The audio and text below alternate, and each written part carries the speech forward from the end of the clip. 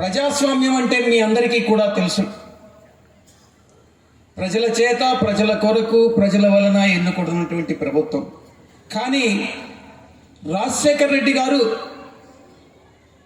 రాజకీయాల్ని ప్రజల కోసం, ప్రజల వలన, ప్రజల మనసును ఎరిగి తెలుసుకొని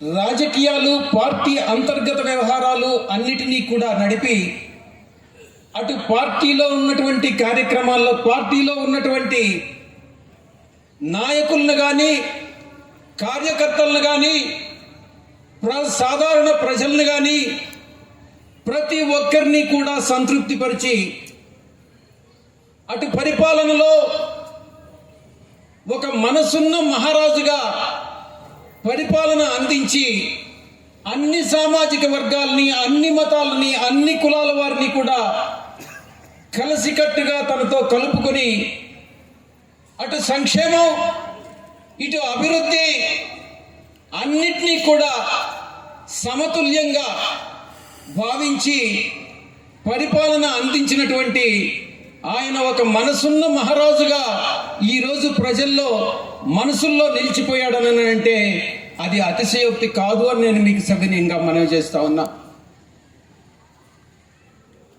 ఈ వర్తమాన రాజకీయాల్లో మీ అందరికీ కూడా తెలుసు అంటే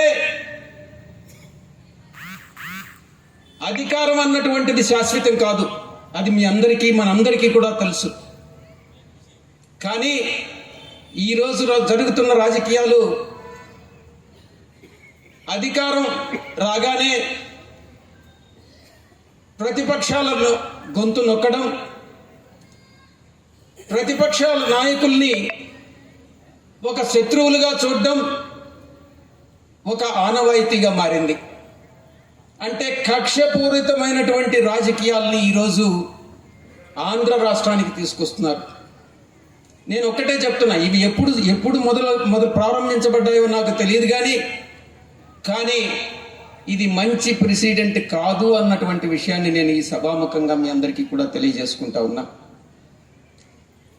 ప్రతిపక్షం అనంటే అంశాల వారీగా ఇష్యూస్ మీద అధికార పక్షాన్ని విమర్శిస్తుందే కానీ శత్రువుగా అధికార పక్షం ప్రతిపక్షాన్ని పరిగణించకూడదు ప్రజాస్వామ్యంలో అని నేను మీ అందరికీ కూడా తెలియజేసుకుంటా ఉన్నా సభాముఖంగా.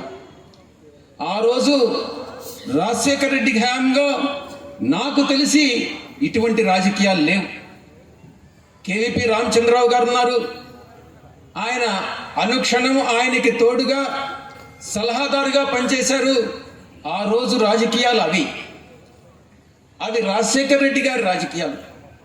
కానీ ఇప్పుడు పూర్తి భిన్నంగా ఈరోజు కానీ ఇంతకు ముందు కానీ ఎప్పుడు ప్రారంభమైంది నాకు తెలియదని నేను మీకు చెప్తా ఉన్నాను.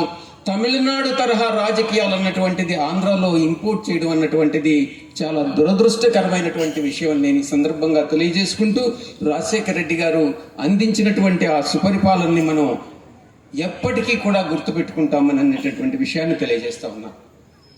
ఇక ఈ యొక్క స్మారక మందిరం, ఈ యొక్క కార్యక్రమం చరిత్రాత్మకమైనటువంటిది అని చెప్తా ఉన్నా.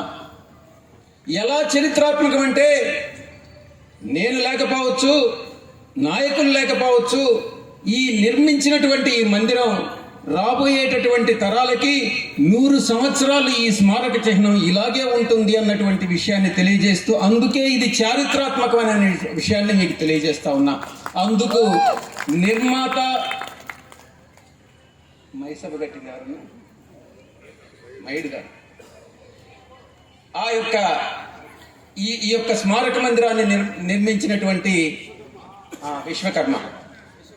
విశ్వకర్మ మల్లాది కృష్ణారావు అన్న గారికి నేను పేరున ధన్యవాదాలు. ఆ యజ్ఞంలో కూడా జయించారంటే అది ఆయన విశ్వసనీయత, ఆయన యొక్క డిసిప్లిన్. ఒకటే ఒక ఉదాహరణ చెప్పి ముగిస్తా. ఒకరోజు ఆయన ప్రతిపక్ష నాయకుడిగా ఉండగా కడపలో ఉన్నటువంటి జార్జి రెడ్డి గారి ఇంటికి 6 గంటలకు రమ్మన్నారు ఉదయం. నేను 6:10 వెళ్ళా.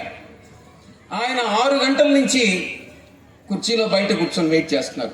అది పంక్చువాలిటీ అంటే, డిసిప్లిన్ అంటే. ఒక కార్యక్రమం అనుకుంటే అంటే 6 గంటలకి మేము స్టార్ట్ అయ్యి కోడూరుకు వెళ్ళాలి మైన్కి. నేను 10 నిమిషాలు లేటుగా వెళ్ళిన దానికి నేను క్షమాపణ చెప్పాను. ఇక అటు ప్రజలని, కార్యకర్తలని, నాయకుల్ని, ప్రతి ఒక్కరిని సంతృప్తిపరిచినటువంటి ఆ మహానాయకుడు ఒక చిన్న ఆడిటర్ అయినటువంటి నన్ను కూడా ఆయన పరిగణలోకి తీసుకొని నాకు ఎంతో సపోర్ట్ చేశారు, ఎంతో ఆయన హెల్ప్ చేశారు. ఆయన వల్ల నేను 4 సంవత్సరాలు టీటీడీ బోర్డు సభ్యుడిగా పనిచేశాను. ఓరియంటల్ బ్యాంక్ ఆఫ్ కామర్స్లో 3 సంవత్సరాలు నేను డైరెక్టర్గా పనిచేశాను. నన్ను రిజర్వ్ బ్యాంక్ ఆఫ్ ఇండియాకి కేవీపీ గారికి కూడా తెలుసు, రిజర్వ్ బ్యాంక్ ఆఫ్ ఇండియా డైరెక్టర్గా ఆయన రికమెండ్ చేశారు. దురదృష్టవశాత్తు ఆయన చనిపోవడం జరిగింది. అన్ని రకాలైనటువంటి ప్రాబ్లమ్స్లో పడడం కూడా జరిగింది. ఆయనే కానీ బ్రతికుంటే మన జీవితాలన్నీ ఈ రకంగా కాదు, ఇంకా ఎక్కడో ఉండేటటువంటివి అన్నటువంటి విషయాన్ని తెలియజేస్తూ, నాకు ఇచ్చినటువంటి ఈ అవకాశానికి ప్రతి ఒక్కరికి సభాముఖంగా, మీడియా మిత్రులకి, ఈ సభకు విచ్చేసినటువంటి నా సోదర సోదరీమణులందరికీ కూడా పేరు పేరున ధన్యవాదాలు తెలియజేసుకుంటూ నేను